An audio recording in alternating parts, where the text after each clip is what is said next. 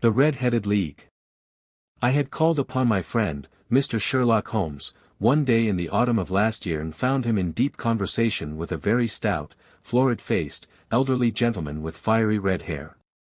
With an apology for my intrusion, I was about to withdraw when Holmes pulled me abruptly into the room and closed the door behind me. "You could not possibly have come at a better time, my dear Watson," he said cordially. "I was afraid that you were engaged." "So I am." "Very much so." "Then I can wait in the next room." "Not at all. This gentleman, Mr. Wilson, has been my partner and helper in many of my most successful cases, and I have no doubt that he will be of the utmost use to me in yours also."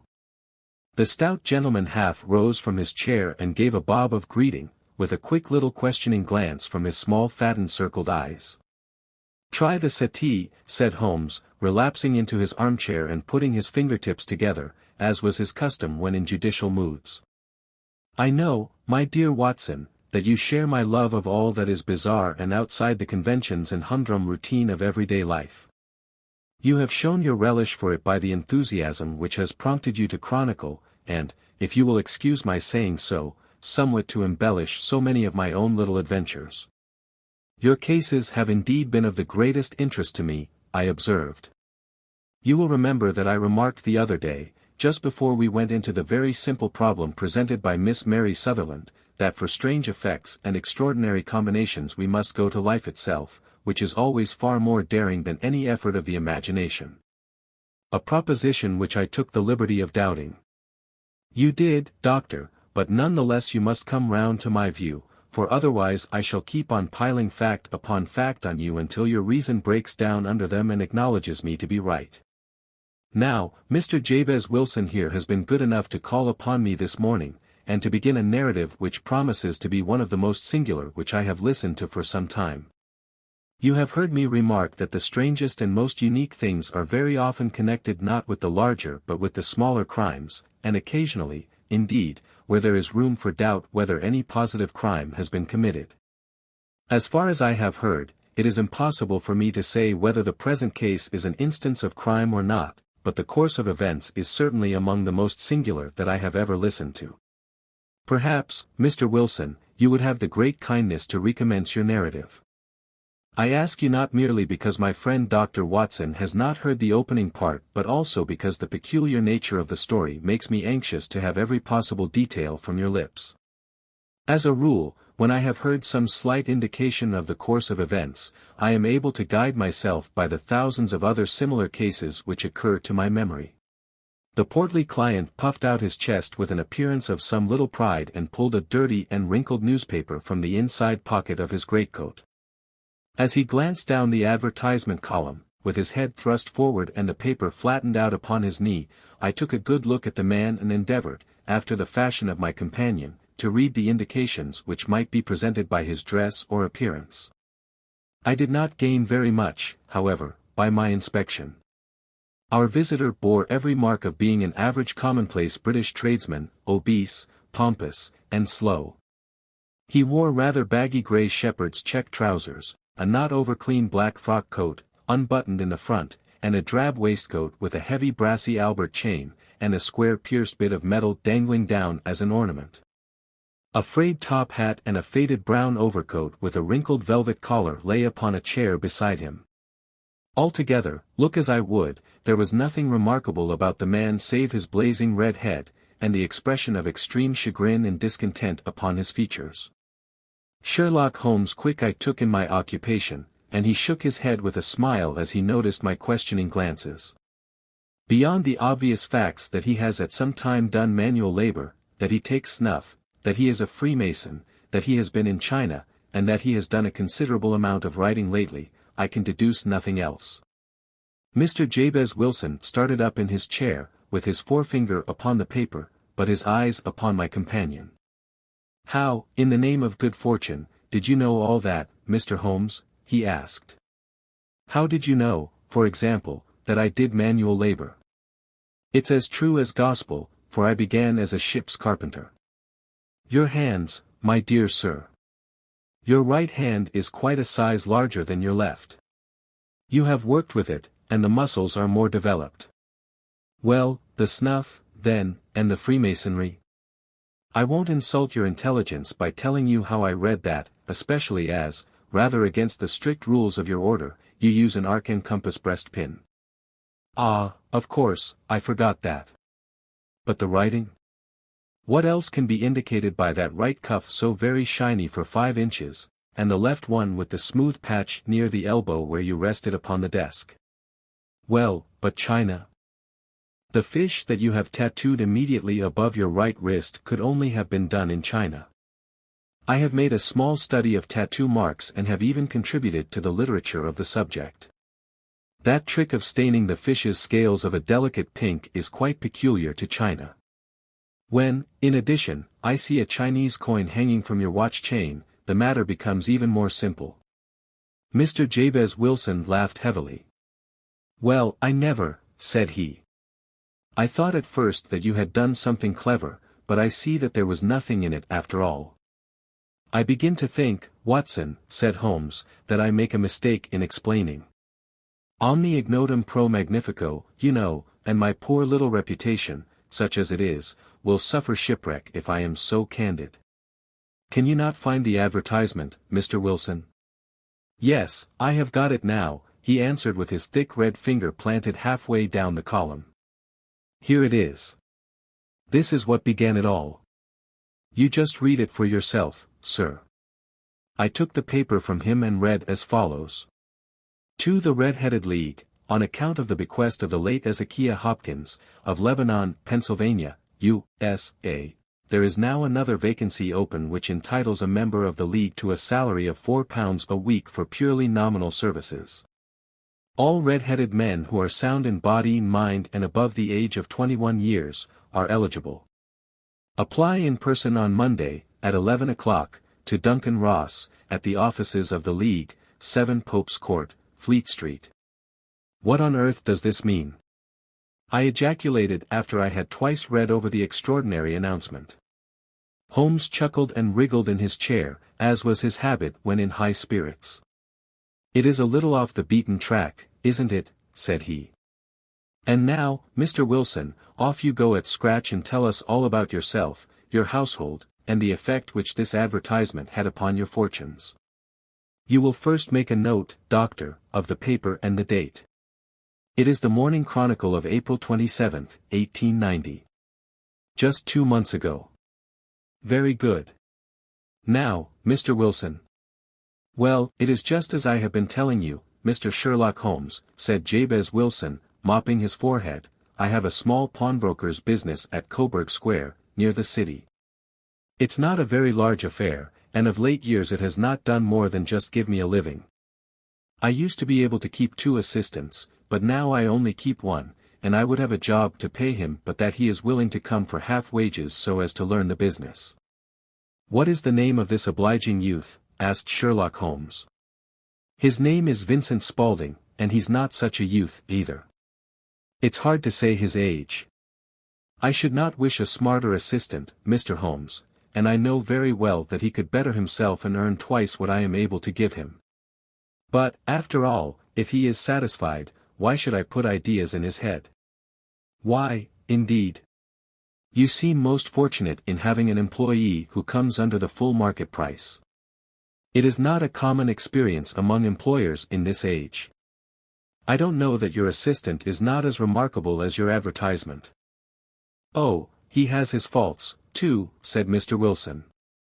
Never was such a fellow for photography. Snapping away with a camera when he ought to be improving his mind, and then diving down into the cellar like a rabbit into its hole to develop his pictures. That is his main fault, but on the whole he's a good worker. There's no vice in him. He is still with you, I presume? Yes, sir. He and a girl of 14, who does a bit of simple cooking and keeps the place clean. That's all I have in the house, for I am a widower and never had any family. We live very quietly, sir, the 3 of us, and we keep a roof over our heads and pay our debts, if we do nothing more. The first thing that put us out was that advertisement. Spaulding, he came down into the office just this day 8 weeks, with this very paper in his hand, and he says, I wish to the Lord, Mr. Wilson, that I was a red-headed man. Why that? I asks. Why, says he, here's another vacancy on the League of the Red-Headed Men. It's worth quite a little fortune to any man who gets it, and I understand that there are more vacancies than there are men, so that the trustees are at their wits' end what to do with the money. If my hair would only change color, here's a nice little crib all ready for me to step into. Why, what is it, then? I asked. You see, Mr. Holmes, I am a very stay-at-home man, and as my business came to me instead of my having to go to it, I was often weeks on end without putting my foot over the doormat. In that way I didn't know much of what was going on outside, and I was always glad of a bit of news. Have you never heard of the League of the Red-Headed Men? He asked with his eyes open. Never. Why, I wonder at that, for you are eligible yourself for one of the vacancies. And what are they worth? I asked. Oh, merely a couple of hundred a year, but the work is slight, and it need not interfere very much with one's other occupations.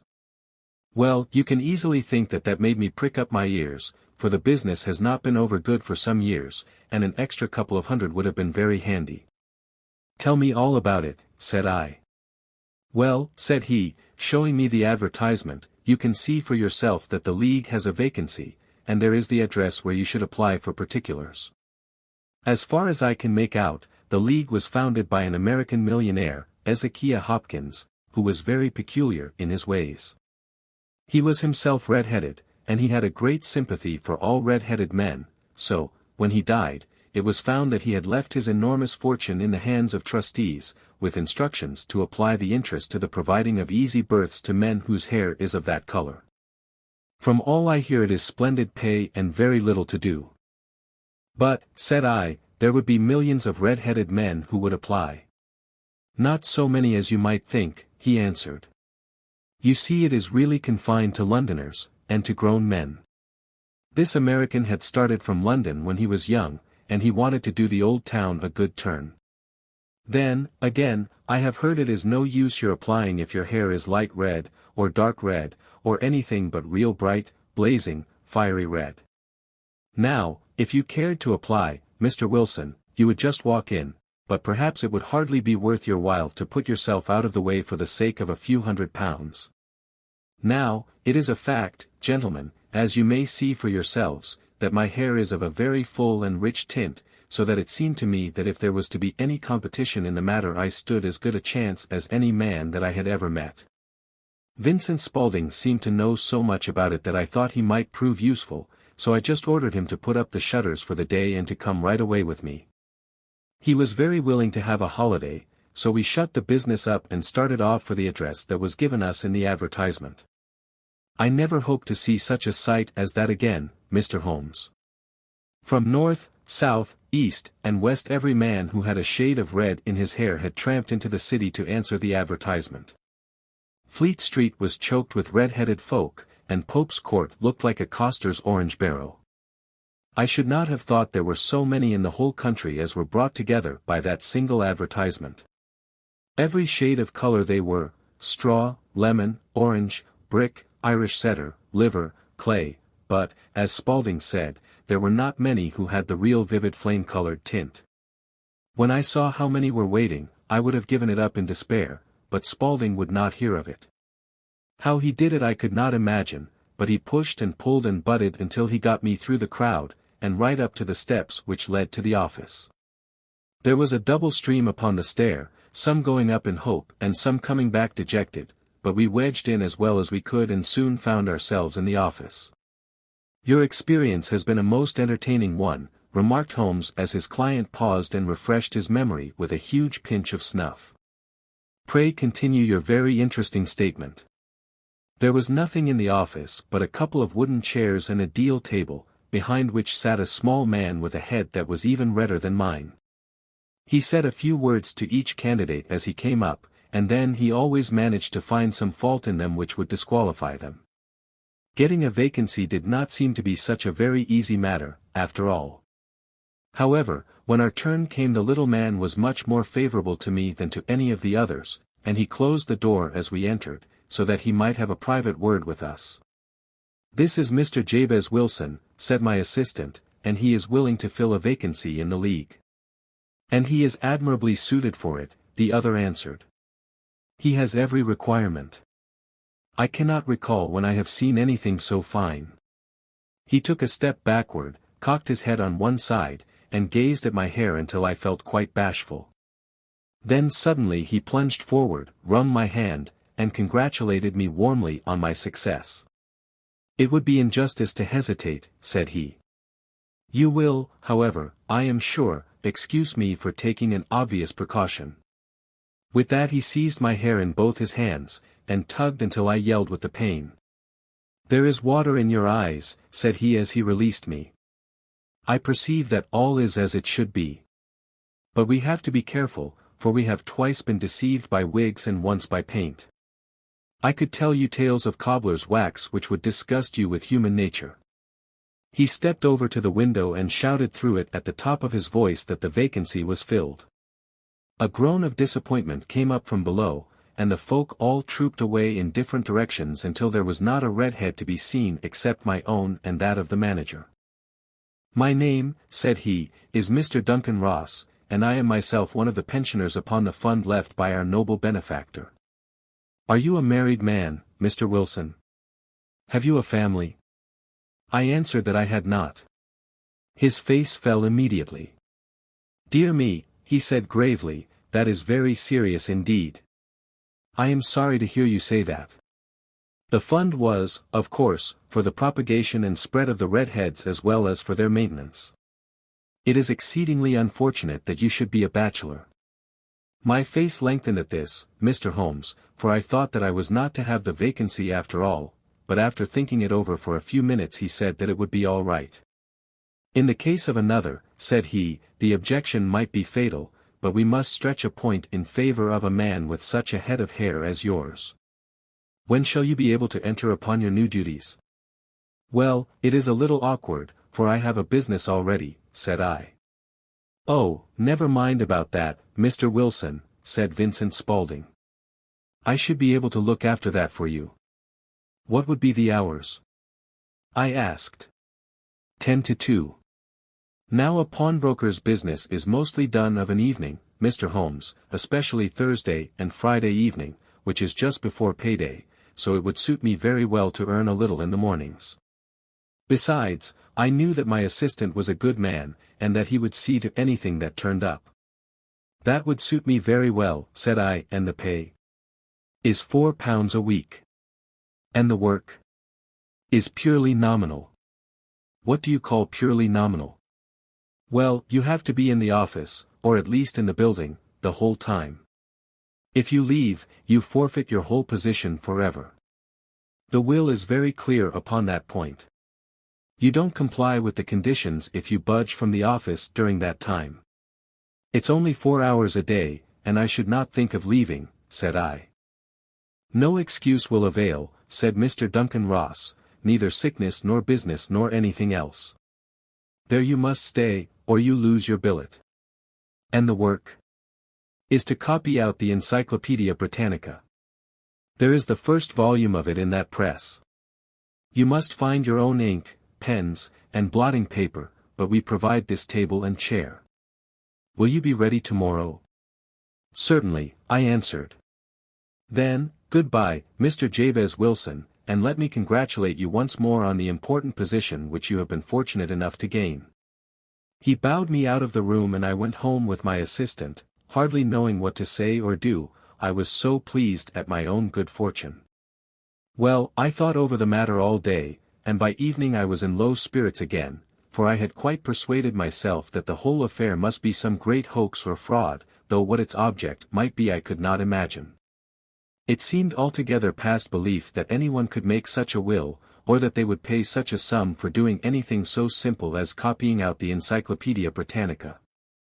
Vincent Spaulding did what he could to cheer me up, but by bedtime I had reasoned myself out of the whole thing. However, in the morning I determined to have a look at it anyhow, so I bought a penny bottle of ink, and with a quill pen, and 7 sheets of foolscap paper, I started off for Pope's Court. Well, to my surprise and delight, everything was as right as possible. The table was set out ready for me, and Mr. Duncan Ross was there to see that I got fairly to work.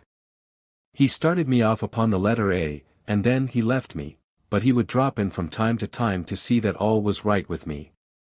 At 2 o'clock he bade me good day, complimented me upon the amount that I had written, and locked the door of the office after me. This went on day after day, Mr. Holmes, and on Saturday the manager came in and planked down 4 golden sovereigns for my week's work. It was the same next week, and the same the week after. Every morning I was there at 10, and every afternoon I left at 2. By degrees Mr. Duncan Ross took to coming in only once of a morning, and then, after a time, he did not come in at all. Still, of course, I never dared to leave the room for an instant, for I was not sure when he might come, and the billet was such a good one, and suited me so well, that I would not risk the loss of it. 8 weeks passed away like this, and I had written about abbots and archery and armor and architecture in Attica, and hoped with diligence that I might get on to the bees before very long. It cost me something in foolscap, and I had pretty nearly filled a shelf with my writings. And then suddenly the whole business came to an end. To an end? Yes, sir. And no later than this morning. I went to my work as usual at 10 o'clock, but the door was shut and locked, with a little square of cardboard hammered on to the middle of the panel with a tack. Here it is, and you can read for yourself. He held up a piece of white cardboard about the size of a sheet of note paper. It read in this fashion. The Red-Headed League. I.S. Dissolved. October 9, 1890. Sherlock Holmes and I surveyed this curt announcement and the rueful face behind it, until the comical side of the affair so completely overtopped every other consideration that we both burst out into a roar of laughter. "I cannot see that there is anything very funny," cried our client, flushing up to the roots of his flaming head. "If you can do nothing better than laugh at me, I can go elsewhere." "No, no," cried Holmes, shoving him back into the chair from which he had half risen. "I really wouldn't miss your case for the world. It is most refreshingly unusual. But there is, if you will excuse my saying so, something just a little funny about it. Pray what steps did you take when you found the card upon the door?" "I was staggered, sir. I did not know what to do. Then I called at the offices round, but none of them seemed to know anything about it. Finally, I went to the landlord, who is an accountant living on the ground floor, and I asked him if he could tell me what had become of the Red-Headed League. He said that he had never heard of any such body. Then I asked him who Mr. Duncan Ross was. He answered that the name was new to him. "Well," said I, "the gentleman at number 4. "What, the red-headed man?" "Yes." "Oh," said he, "his name was William Morris. He was a solicitor and was using my room as a temporary convenience until his new premises were ready. He moved out yesterday." "Where could I find him?" "Oh, at his new offices. He did tell me the address." "Yes, 17, King Edward Street, near St. Paul's." I started off, Mr. Holmes, but when I got to that address it was a manufactory of artificial kneecaps, and no one in it had ever heard of either Mr. William Morris or Mr. Duncan Ross. "And what did you do then?" asked Holmes. "I went home to Saxe-Coburg Square, and I took the advice of my assistant. But he could not help me in any way. He could only say that if I waited I should hear by post. But that was not quite good enough, Mr. Holmes. I did not wish to lose such a place without a struggle, so, as I had heard that you were good enough to give advice to poor folk who were in need of it, I came right away to you." "And you did very wisely," said Holmes. "Your case is an exceedingly remarkable one, and I shall be happy to look into it. From what you have told me I think that it is possible that graver issues hang from it than might at first sight appear." "Grave enough," said Mr. Jabez Wilson. "Why, I have lost £4 a week." "As far as you are personally concerned," remarked Holmes, "I do not see that you have any grievance against this extraordinary league. On the contrary, you are, as I understand, richer by some £30, to say nothing of the minute knowledge which you have gained on every subject which comes under the letter A. You have lost nothing by them. No, sir. But I want to find out about them, and who they are, and what their object was in playing this prank, if it was a prank, upon me. It was a pretty expensive joke for them, for it cost them £32. We shall endeavour to clear up these points for you. And, first, 1 or 2 questions, Mr. Wilson. This assistant of yours who first called your attention to the advertisement, how long had he been with you? About a month then. How did he come? In answer to an advertisement. Was he the only applicant? No, I had a dozen. Why did you pick him? Because he was handy and would come cheap. At half wages, in fact. Yes. What is he like, this Vincent Spaulding? Small, stout-built, very quick in his ways, no hair on his face, though he's not short of 30. Has a white splash of acid upon his forehead. Holmes sat up in his chair in considerable excitement. I thought as much, said he. Have you ever observed that his ears are pierced for earrings? Yes, sir. He told me that a gypsy had done it for him when he was a lad. Said Holmes, sinking back in deep thought. He is still with you? Oh, yes, sir, I have only just left him. And has your business been attended to in your absence? Nothing to complain of, sir. There's never very much to do of a morning. That will do, Mr. Wilson.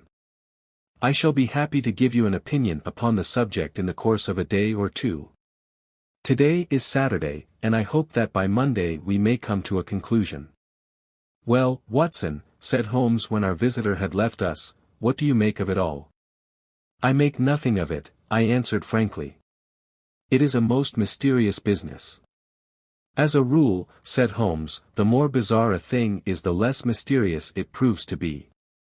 It is your commonplace, featureless crimes which are really puzzling, just as a commonplace face is the most difficult to identify. But I must be prompt over this matter. What are you going to do, then? I asked. To smoke, he answered. It is quite a 3-pipe problem, and I beg that you won't speak to me for 50 minutes. He curled himself up in his chair, with his thin knees drawn up to his hawk-like nose, and there he sat with his eyes closed and his black clay pipe thrusting out like the bill of some strange bird.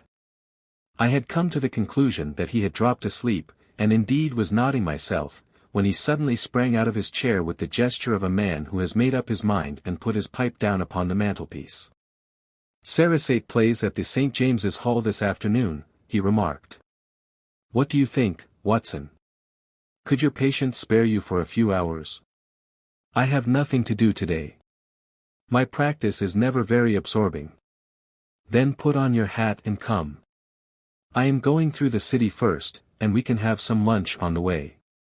I observe that there is a good deal of German music on the program, which is rather more to my taste than Italian or French. It is introspective, and I want to introspect. Come along. We travelled by the Underground as far as Aldersgate, and a short walk took us to Saxe-Coburg Square, the scene of the singular story which we had listened to in the morning. It was a poky, little, shabby-genteel place, where 4 lines of dingy 2-storied brick houses looked out into a small railed-in enclosure, where a lawn of weedy grass and a few clumps of faded laurel bushes made a hard fight against a smoke-laden and uncongenial atmosphere.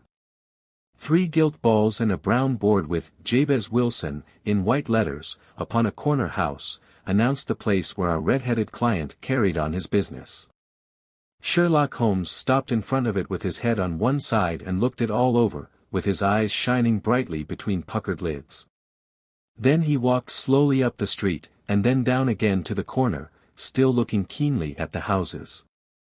Finally he returned to the pawnbroker's, and, having thumped vigorously upon the pavement with his stick 2 or 3 times, he went up to the door and knocked. It was instantly opened by a bright-looking, clean-shaven young fellow, who asked him to step in. "Thank you," said Holmes, "I only wished to ask you how you would go from here to the Strand." "Third right, 4th left," answered the assistant promptly, closing the door. "Smart fellow, that," observed Holmes as we walked away. He is, in my judgment, the fourth smartest man in London, and for daring I am not sure that he has not a claim to be third. I have known something of him before. Evidently, said I, Mr. Wilson's assistant counts for a good deal in this mystery of the Red-Headed League. I am sure that you inquired your way merely in order that you might see him. Not him. What then? The knees of his trousers. And what did you see? What I expected to see. Why did you beat the pavement? My dear doctor, this is a time for observation, not for talk. We are spies in an enemy's country. We know something of Saxe-Coburg Square. Let us now explore the parts which lie behind it. The road in which we found ourselves as we turned round the corner from the retired Saxe-Coburg Square presented as great a contrast to it as the front of a picture does to the back. It was one of the main arteries which conveyed the traffic of the city to the north and west. The roadway was blocked with the immense stream of commerce flowing in a double tide inward and outward, while the footpaths were black with the hurrying swarm of pedestrians. It was difficult to realize as we looked at the line of fine shops and stately business premises that they really abutted on the other side upon the faded and stagnant square which we had just quitted. Let me see, said Holmes, standing at the corner and glancing along the line, I should like just to remember the order of the houses here. It is a hobby of mine to have an exact knowledge of London. There is Mortimer's, the tobacconist, the little newspaper shop, the Coburg branch of the City and Suburban Bank, the vegetarian restaurant, and McFarlane's carriage building depot. That carries us right on to the other block. And now, doctor, we've done our work, so it's time we had some play. A sandwich and a cup of coffee, and then off to Violinland, where all is sweetness and delicacy and harmony, and there are no red-headed clients to vex us with their conundrums. My friend was an enthusiastic musician, being himself not only a very capable performer but a composer of no ordinary merit.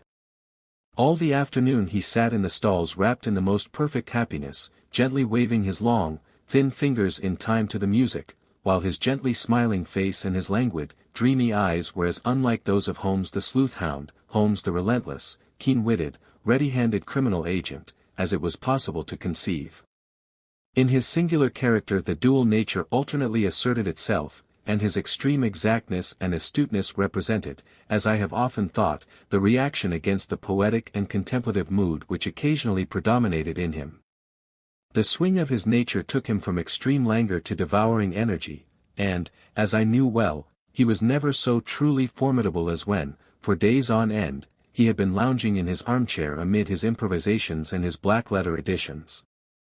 Then it was that the lust of the chase would suddenly come upon him, and that his brilliant reasoning power would rise to the level of intuition, until those who were unacquainted with his methods would look askance at him as on a man whose knowledge was not that of other mortals. When I saw him that afternoon so enwrapped in the music at St. James's Hall I felt that an evil time might be coming upon those whom he had set himself to hunt down. "You want to go home, no doubt, doctor," he remarked as we emerged. "Yes, it would be as well. And I have some business to do which will take some hours. This business at Coburg Square is serious." "Why serious?" "A considerable crime is in contemplation. I have every reason to believe that we shall be in time to stop it. But today being Saturday rather complicates matters. I shall want your help tonight." "At what time?" 10 will be early enough. I shall be at Baker Street at 10. "Very well. And, I say, doctor, there may be some little danger, so kindly put your army revolver in your pocket." He waved his hand, turned on his heel, and disappeared in an instant among the crowd. I trust that I am not more dense than my neighbors, but I was always oppressed with a sense of my own stupidity in my dealings with Sherlock Holmes. Here I had heard what he had heard, I had seen what he had seen, and yet from his words it was evident that he saw clearly not only what had happened but what was about to happen, while to me the whole business was still confused and grotesque. As I drove home to my house in Kensington I thought over it all, from the extraordinary story of the red-headed copier of the encyclopedia down to the visit to Saxe-Coburg Square, and the ominous words with which he had parted from me. What was this nocturnal expedition, and why should I go armed? Where were we going, and what were we to do? I had the hint from Holmes that this smooth-faced pawnbroker's assistant was a formidable man, a man who might play a deep game. I tried to puzzle it out, but gave it up in despair and set the matter aside until night should bring an explanation. It was 9:15 when I started from home and made my way across the park, and so through Oxford Street to Baker Street. 2 hansoms were standing at the door, and as I entered the passage I heard the sound of voices from above. On entering his room, I found Holmes in animated conversation with 2 men, one of whom I recognized as Peter Jones, the official police agent, while the other was a long, thin, sad-faced man, with a very shiny hat and oppressively respectable frock coat. "Ha! Our party is complete," said Holmes, buttoning up his pea jacket and taking his heavy hunting crop from the rack. "Watson, I think you know Mr. Jones, of Scotland Yard. Let me introduce you to Mr. Merryweather, who is to be our companion in tonight's adventure." "We're hunting in couples again, Doctor, you see," said Jones in his consequential way. "Our friend here is a wonderful man for starting a chase. All he wants is an old dog to help him to do the running down." "I hope a wild goose may not prove to be the end of our chase," observed Mr. Merryweather gloomily. "You may place considerable confidence in Mr. Holmes, sir," said the police agent loftily. "He has his own little methods, which are, if you won't mind my saying so, just a little too theoretical and fantastic, but he has the makings of a detective in him. It is not too much to say that once or twice, as in that business of the Sholto murder and the Agra treasure, he has been more nearly correct than the official force." "Oh, if you say so, Mr. Jones, it is all right," said the stranger with deference. "Still, I confess that I miss my rubber.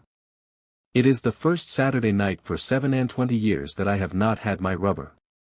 "I think you will find," said Sherlock Holmes, "that you will play for a higher stake tonight than you have ever done yet, and that the play will be more exciting. For you, Mr. Merryweather, the stake will be some £30,000, and for you, Jones, it will be the man upon whom you wish to lay your hands. John Clay, the murderer, thief, smasher, and forger. He's a young man, Mr. Merryweather, but he is at the head of his profession, and I would rather have my bracelets on him than on any criminal in London. He's a remarkable man, is young John Clay. His grandfather was a royal duke, and he himself has been to Eton and Oxford. His brain is as cunning as his fingers, and though we meet signs of him at every turn, we never know where to find the man himself. He'll crack a crib in Scotland one week, and be raising money to build an orphanage in Cornwall the next. I've been on his track for years and have never set eyes on him yet. I hope that I may have the pleasure of introducing you tonight. I've had 1 or 2 little turns also with Mr. John Clay, and I agree with you that he is at the head of his profession. It is past 10, however, and quite time that we started. If you two will take the first hansom, Watson and I will follow in the second." Sherlock Holmes was not very communicative during the long drive and lay back in the cab humming the tunes which he had heard in the afternoon. We rattled through an endless labyrinth of gas-lit streets until we emerged into Farrington Street. "We are close there now," my friend remarked.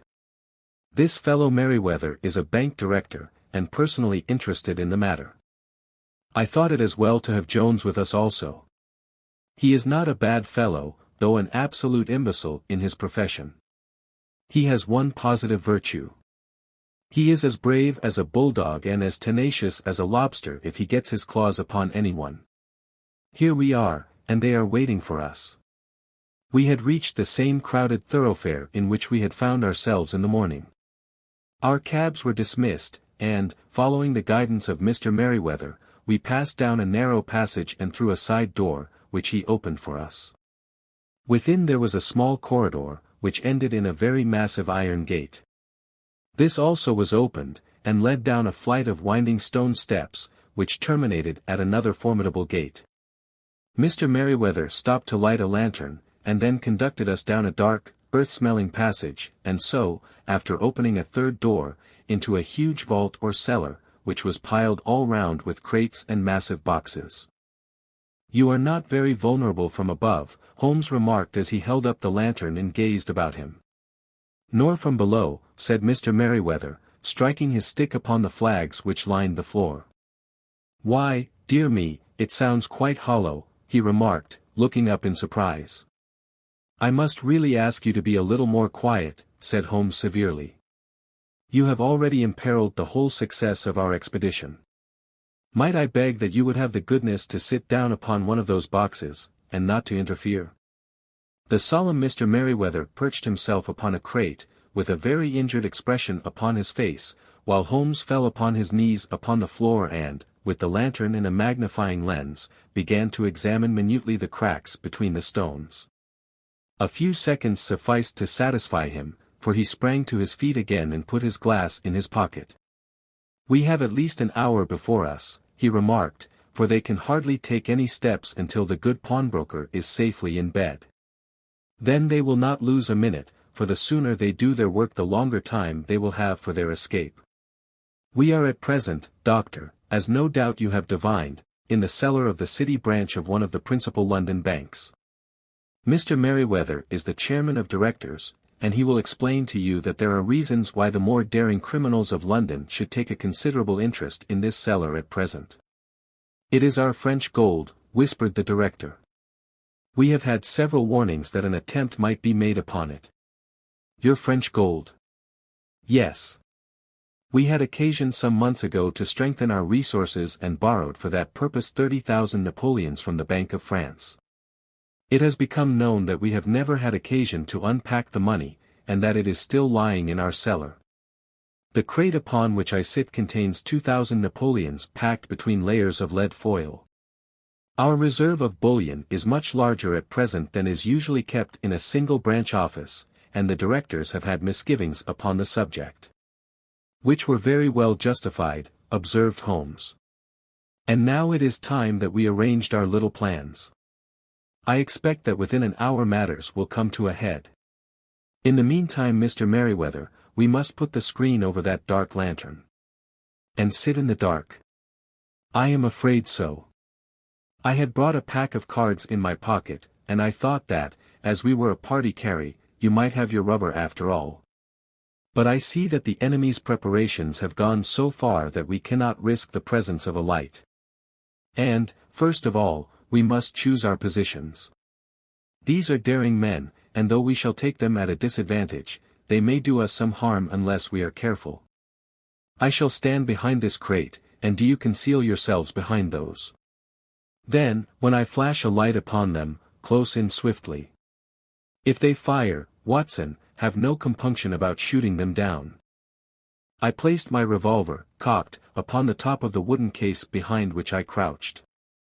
Holmes shot the slide across the front of his lantern and left us in pitch darkness, such an absolute darkness as I have never before experienced. The smell of hot metal remained to assure us that the light was still there, ready to flash out at a moment's notice. To me, with my nerves worked up to a pitch of expectancy, there was something depressing and subduing in the sudden gloom, and in the cold dank air of the vault. They have but one retreat, whispered Holmes. That is back through the house into Saxe-Coburg Square. I hope that you have done what I asked you, Jones. I have an inspector and 2 officers waiting at the front door. Then we have stopped all the holes. And now we must be silent and wait. What a time it seemed! From comparing notes afterwards it was but an hour and a quarter, yet it appeared to me that the night must have almost gone, and the dawn be breaking above us. My limbs were weary and stiff, for I feared to change my position, yet my nerves were worked up to the highest pitch of tension, and my hearing was so acute that I could not only hear the gentle breathing of my companions, but I could distinguish the deeper, heavier in-breath of the bulky Jones from the thin, sighing note of the bank director. From my position I could look over the case in the direction of the floor. Suddenly my eyes caught the glint of a light. At first it was but a lurid spark upon the stone pavement. Then it lengthened out until it became a yellow line, and then, without any warning or sound, a gash seemed to open and a hand appeared, a white, almost womanly hand, which felt about in the center of the little area of light. For a minute or more the hand, with its writhing fingers, protruded out of the floor. Then it was withdrawn as suddenly as it appeared, and all was dark again save the single lurid spark which marked a chink between the stones. Its disappearance, however, was but momentary. With a rending, tearing sound, one of the broad, white stones turned over upon its side and left a square, gaping hole, through which streamed the light of a lantern. Over the edge there peeped a clean-cut, boyish face, which looked keenly about it, and then, with a hand on either side of the aperture, drew itself shoulder-high and waist-high, until one knee rested upon the edge. In another instant he stood at the side of the hole and was hauling after him a companion, lithe and small like himself, with a pale face and a shock of very red hair. "It's all clear," he whispered. "Have you the chisel and the bags? Great Scott! Jump, Archie, jump, and I'll swing for it." Sherlock Holmes had sprung out and seized the intruder by the collar. The other dived down the hole, and I heard the sound of rending cloth as Jones clutched at his skirts. The light flashed upon the barrel of a revolver, but Holmes' hunting crop came down on the man's wrist, and the pistol clinked upon the stone floor. "It's no use, John Clay," said Holmes blandly. "You have no chance at all." "So I see," the other answered with the utmost coolness. "I fancy that my pal is all right, though I see you have got his coat-tails." "There are 3 men waiting for him at the door," said Holmes. "Oh, indeed. You seem to have done the thing very completely. I must compliment you." "And I you," Holmes answered. "Your red-headed idea was very new and effective." "You'll see your pal again presently," said Jones. "He's quicker at climbing down holes than I am. Just hold out while I fix the derbies." "I beg that you will not touch me with your filthy hands," remarked our prisoner as the handcuffs clattered upon his wrists. "You may not be aware that I have royal blood in my veins. Have the goodness, also, when you address me always to say, 'Sir,' and 'please.'" "All right," said Jones with a stare and a snigger. "Well, would you please, sir, march upstairs, where we can get a cab to carry your highness to the police station?" "That is better," said John Clay serenely. He made a sweeping bow to the 3 of us and walked quietly off in the custody of the detective. "Really, Mr. Holmes," said Mr. Merryweather as we followed them from the cellar, "I do not know how the bank can thank you or repay you. There is no doubt that you have detected and defeated in the most complete manner one of the most determined attempts at bank robbery that have ever come within my experience. I have had 1 or 2 little scores of my own to settle with Mr. John Clay," said Holmes. "I have been at some small expense over this matter, which I shall expect the bank to refund, but beyond that I am amply repaid by having had an experience which is in many ways unique, and by hearing the very remarkable narrative of the Red-Headed League. You see, Watson," he explained in the early hours of the morning as we sat over a glass of whiskey and soda in Baker Street, "it was perfectly obvious from the first that the only possible object of this rather fantastic business of the advertisement of the League, and the copying of the encyclopedia, must be to get this not over-bright pawnbroker out of the way for a number of hours every day. It was a curious way of managing it, but, really, it would be difficult to suggest a better. The method was no doubt suggested to Clay's ingenious mind by the color of his accomplice's hair.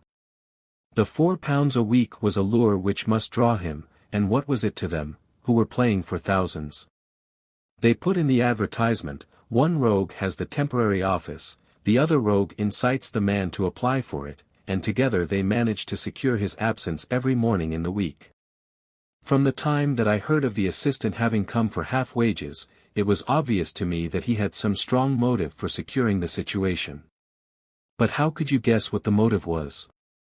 Had there been women in the house, I should have suspected a mere vulgar intrigue. That, however, was out of the question. The man's business was a small one, and there was nothing in his house which could account for such elaborate preparations, and such an expenditure as they were at. It must, then, be something out of the house. What could it be?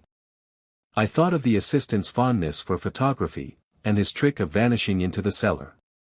The cellar. There was the end of this tangled clue. Then I made inquiries as to this mysterious assistant and found that I had to deal with one of the coolest and most daring criminals in London. He was doing something in the cellar, something which took many hours a day for months on end. What could it be, once more? I could think of nothing save that he was running a tunnel to some other building. So far I had got when we went to visit the scene of action. I surprised you by beating upon the pavement with my stick. I was ascertaining whether the cellar stretched out in front or behind. It was not in front. Then I rang the bell, and, as I hoped, the assistant answered it. We have had some skirmishes, but we had never set eyes upon each other before. I hardly looked at his face. His knees were what I wished to see. You must yourself have remarked how worn, wrinkled, and stained they were. They spoke of those hours of burrowing. The only remaining point was what they were burrowing for. I walked round the corner, saw the City and Suburban Bank abutted on our friend's premises, and felt that I had solved my problem. When you drove home after the concert I called upon Scotland Yard and upon the chairman of the bank directors, with the result that you have seen. And how could you tell that they would make their attempt tonight? I asked. Well, when they closed their league offices that was a sign that they cared no longer about Mr. Jabez Wilson's presence, in other words, that they had completed their tunnel. But it was essential that they should use it soon, as it might be discovered, or the bullion might be removed. Saturday would suit them better than any other day, as it would give them 2 days for their escape. For all these reasons I expected them to come tonight. You reasoned it out beautifully, I exclaimed in unfeigned admiration. It is so long a chain, and yet every link rings true. It saved me from ennui, he answered, yawning. Alas! I already feel it closing in upon me. My life is spent in one long effort to escape from the commonplaces of existence. These little problems help me to do so. And you are a benefactor of the race, said I. He shrugged his shoulders. Well, perhaps, after all, it is of some little use, he remarked. Holmes c'est rien, à l'ouvre c'est tout, as Gustave Flaubert wrote to George Sand.